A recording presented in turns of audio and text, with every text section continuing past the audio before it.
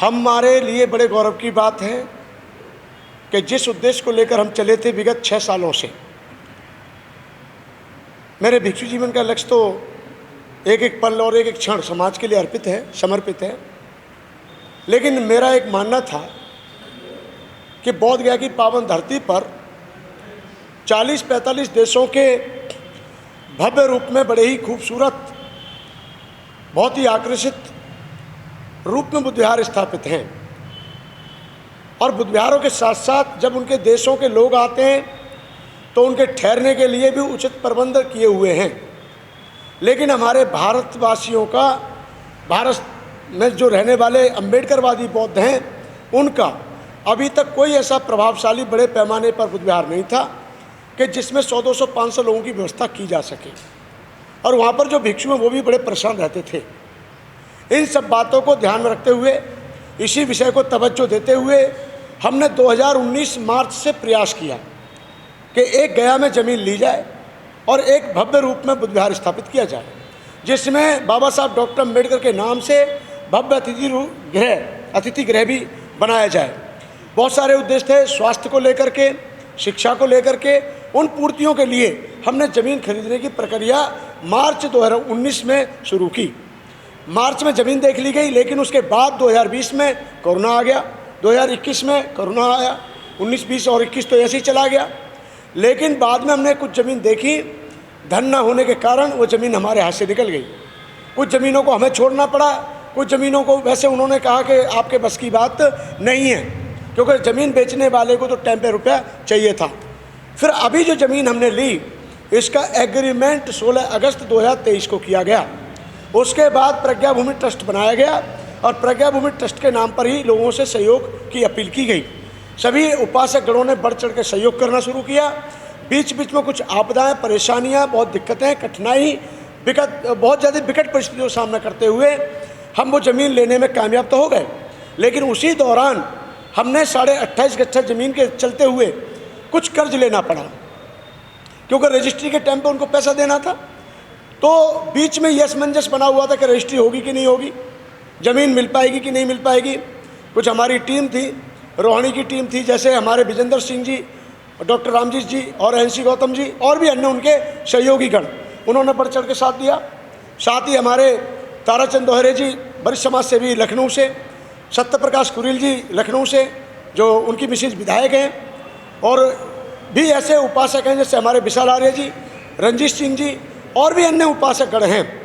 और हमारी इधर की टीम में देखा जाए तो हमारे उपासक सुरेंद्र बौद्ध जी, राम खिलाड़ी जी और ब्रजमोहन लाल जी, साथ ही सगवा सिंह जी जो हैं मौजूद नहीं हैं। हम सब एक दूसरे के सुख दुख के साथी बने। ज़मीन की सारी प्रक्रिया, रूपरेखा सबको पता है। हमारे ग्रुप में जितने भी लोग जुड़े हैं सबको पूरी जानकारी है। तो ज़मीन हमने ली थी 27 गट्ठा, लेकिन उसी दौरान जब उसकी नपत हुई तो वो ज़मीन 28.5 गट्ठा बैठी। तो उस ज़मीन को लेना ज़रूरी था, क्योंकि उन्होंने कहा मैं इतनी ज़मीन को कहाँ डालूंगा, ज़मीन मालिक ने कहा। तो उस ज़मीन को लेना अति आवश्यक था। तो उसी के चलते हुए हमने उस समय पर कुछ उपासकों से उधार रुपए लिए थे। तो बहुत सारे चिंताएं सता रही थी कि कर्ज होगा, मुक्त होगा कि नहीं होगा, अभी तो कर्ज है, बनेगा कि नहीं बनेगा। अब मैं आपको बता दूं जानकारी के लिए, आप सबकी 6 साल की मेहनत, आप सबका धैर्य, अब वो आपने जो धैर्य का परिचय दिया, आपने जो सहयोग किया, साथ दिया, आर्थिक से लेकर तन से, मन से, धन से तथा मनोबल से जिन दानदाताओं ने साथ दिया, मैं उनका दिल से अभिनंदन करता हूं, साधुवाद देता हूं। और वह सदैव साधुवाद के पात्र रहेंगे, जिनके कर कमलों द्वारा आज बोध गया की पावन धरती पर, जहां भगवान बुद्ध ने 6 साल तपस्या बुद्ध बनने से पहले की थी, जिसको प्राग पर्वत के नाम से जाना जाता है, उसको आज वर्तमान में डूंगरसोरी पर्वत भी कहा जाता है। उसी के समीप, यानी उससे 1 किलोमीटर पहले आप इस समय 28.5 गट्ठा ज़मीन के मालिक हैं। और हर एक वो मालिक है जो बाबा साहब में, भगवान बुद्ध में आस्था रखता है। हर वो भारत का अम्बेडकरवादी बौद्ध है जो ये महसूस करता था कि भारत की धरती पर जो बोध गया है, बौद्धों की आस्था का केंद्र है, जहाँ दुनिया से लोग सर झुकाने के लिए आते हैं, नतमस्तक होने के लिए आते हैं। वहाँ दुनिया के लोगों ने बुद्ध विहार बनाए, परंतु हमारे भारत के अम्बेडकरवादी बुद्ध विहार, यानी अम्बेडकरवादियों का जो बुद्ध विहार होना चाहिए था, नहीं है। इस पल का हमारे हजारों लोगों को सुनने की इच्छा हो रही है। हजारों उपासक इस समय इंतजार हमारे कर रहे हैं कि वो खुशखबरी कब मिलेगी, जब बंते जी ये बोलेंगे कि बंते जी ने जो वचन दिया है। क्योंकि अभी हमने जब कर्ज को लेकर के परेशान थे तो हमने एक मिशन बनाया, अपने ग्रुप में एक नाम रखा कर्ज मुक्त अभियान। कर्ज मुक्त अभियान में एक कदम बढ़ाएं और अपना सहयोग दें। तो जो हमारे ऊपर कर्ज था ज़मीन को लेकर के, उससे आज हम पूरी तरह से मुक्त हो चुके हैं। और मैं साधुवाद देना चाहता हूं, ज़मीन को लेकर के जो विषय चल रहे थे, जैसे कर्ज कैसे जाएगा, रजिस्ट्री हुई है कि नहीं हुई है, असमंजस मामला बना हुआ था। तो मैं आपकी जानकारी के लिए बता दूं, ज़मीन की रजिस्ट्री 4 मार्च 2025 को हो गई है। भूमि पूजन 30 मार्च 2025 को पूज्य भदंत आनंद महाथेरो जी के द्वारा, इनके करकमलों द्वारा वहाँ हो चुका है, जिसमें सत्यप्रकाश कुरील जी से लेकर के बहुत सारे अधिकारी और हमारे सुरेंद्र जी, राम खिलाड़ी जी, ब्रजमोहन लाल जी और भी अन्य बौद्ध उपासक गण, विजेंद्र सिंह जी, सब अपने अपने मित्रों के साथ गए थे। तो कुल मिलाकर के मैं ये कहूँगा कि मैं भारत के बौद्धों को और जो खास तौर पे जो ग्रुप में जुड़े हुए हैं उनको ये जानकर बेहद प्रसन्नता होगी कि आज हम पूरी तरह से ज़मीन के विषय पे जो चर्चा चल रही थी, आज पूरी तरह से मुक्त हैं। ज़मीन के विषय को लेकर 1 रुपया भी हम पे कोई कर्ज नहीं है। और हम उसके लिए पुनः सभी दानदाताओं को साधुवाद देते हैं जिन्होंने हमारे ऊपर विश्वास करते हुए, अपना धैर्य रखते हुए हमें सहयोग किया। हम उनका दिल से अभिनंदन करते हैं। क्या रणनीति रहेगी आगे उसके निर्माण की? उसकी रणनीति इस प्रकार है कि अभी ज़मीन है, ज़मीन में फ़िलहाल हमने तारकशी कर दी है, खम्भे गाड़ करके। अभी मैं जल्दी में गया था तो जानवरों के देखते हुए वो टूट जाते हैं। तो कुल मिलाकर के अभी ये कह सकते हैं कि फ़िलहाल हमारा जो अगला कदम है, वहाँ पे कुछ भिक्षुओं की इच्छा है कि वो वहाँ रहना चाहते हैं, और हमारी भी इच्छा है क्योंकि वो भिक्षुओं के लिए बनी है, उपासकों के लिए बनी है, बुद्ध विहार बनेगा। तो फिलहाल उसकी बाउंड्री होना बहुत ज़रूरी है। बाउंड्री होना बहुत ज़रूरी है। 2-4 कमरे यानी 3-4 कमरे वहाँ बनने बहुत ज़रूरी हैं। समरसेबल लगना बहुत ज़रूरी है। और साथ ही उसके गेट, 2 गेट कम से कम उसमें लग जाएं।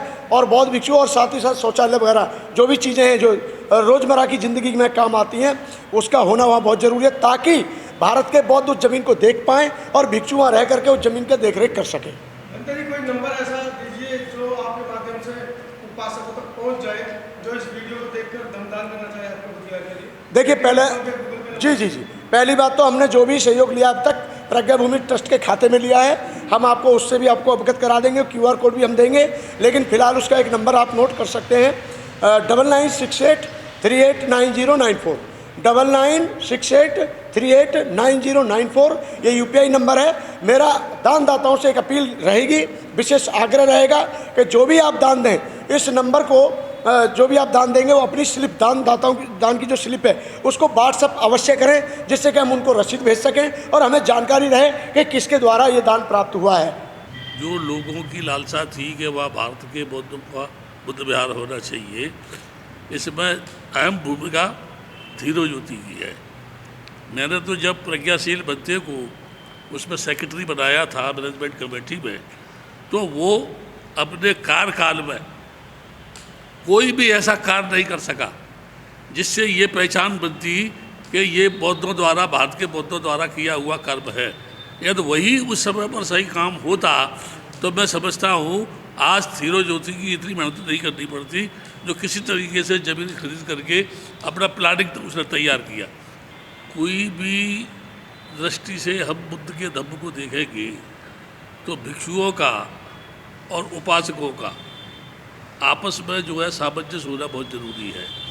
जब तक उपासक और भिक्षुओं यानी भिक्षुओं का और उपासकों का आपस में संवाद नहीं होगा, तब तक धम्म की जो प्रगति है होनी चाहिए, नहीं हो पाएगी। मैं ये कहूँगा बुद्ध का दर्शन जो है दान पारमिता से शुरू होता है, और जिन लोगों ने दान पारमिता का परिचय किया उनकी उस दान भावना के कारण ही इतनी बड़ी ज़मीन वहाँ खरीदी गई, जो आज एक तरह से भारत के बौद्धों के लिए गर्व का विषय है। और उसके लिए भारत के भिक्षुओं को और उपासकों को, धीरो ज्योति को धन्यवाद देना चाहिए कि उसने अपने कथित यानी परिश्रम से उस जगह को खरीदा और बौद्धों के लिए उसने जो भूमिका बनाई है। मैं ये कहूँगा फिलहाल में तुरंत एक वहाँ बाउंड्री वाल होना चाहिए, उसके साथ समर पंप लगना चाहिए पानी का। 1-2 कमरे जब बनेंगे तो उसमें लैट्रिन बाथरूम बनेगा, तो उसमें 2-4 भिक्षु रहेंगे। जब 2-4 भिक्षु रहेंगे तो वहाँ उसका भावी नक्शा क्या प्लानिंग है भिक्षु निवास बनेगा, वहाँ मेडिकल एड होगी, या छोटे छोटे शराब डेरों का प्रशिक्षण केंद्र होगा, या वहाँ पर कभी कभी संगोष्ठियाँ होंगी, संवाद होंगे। इस दृष्टि से उसका पूरा नक्शा बना करके वहाँ लगा दिया जाएगा। जो भी लोग जाएंगे देखेंगे कि ये प्लानिंग है, इनका फ्यूचर प्लान, वो स्वतः ही अपने आप दान देने की उनमें भावना जागृत होगी। इस समय एक बात मैं ये कहना चाहता हूँ, धीरो ज्योति ने जब से अपने श्रावणेर जीवन में प्रवेश किया है, मैं ये बड़ी यानी एक तरीके से एक ऐसी बात कह रहा हूँ, बहुत सारे बंदे मेरी बात से खपा भी हो सकते हैं, लेकिन मुझे इससे कोई परेशानी नहीं है।